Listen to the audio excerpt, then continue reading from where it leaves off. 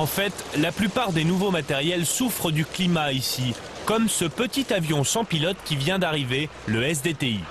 C'est le fameux drone qui manquait lors de l'embuscade d'Ouzbin.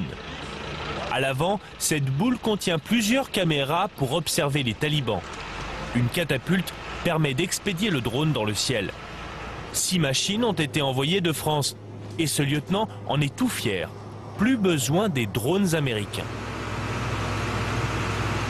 Ça nous permet d'avoir nos propres moyens, donc en franco-français, ce qui nous permet d'éclairer des convois, d'éclairer des reconnaissances, d'être en fait les yeux des fantassins plusieurs kilomètres en avance et de protéger les troupes au sol.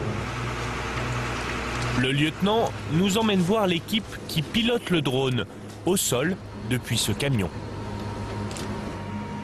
Ces 2 militaires sont chargés de conduire le drone grâce à une simple manette.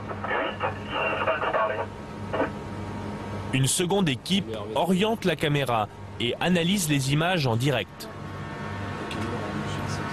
Le lieutenant accepte de nous montrer des images filmées récemment par le drone. On peut voir 4 hommes qui s'approchent dangereusement d'une position française. Parce que là, ils sont où les Français là? Ils sont à 400 mètres au-dessus. Donc en fait, les 4 personnes qui sont en contrebas ne sont pas en visuel direct de la force. Ils sont cachés par le mouvement de terrain ici. Le comportement des individus est suspect, mais impossible d'être sûr qu'il s'agit de talibans. Il faudrait savoir s'ils sont armés. La résolution ne permet pas de faire le distinguo entre un fusil ou un bâton ou n'importe quoi. Pour voir de l'armement, il faudrait descendre beaucoup plus bas et l'ennemi entendrait le bruit du moteur, tout simplement. Et si le drone reste en hauteur, c'est qu'il fait un bruit de tondeuse, son surnom ici.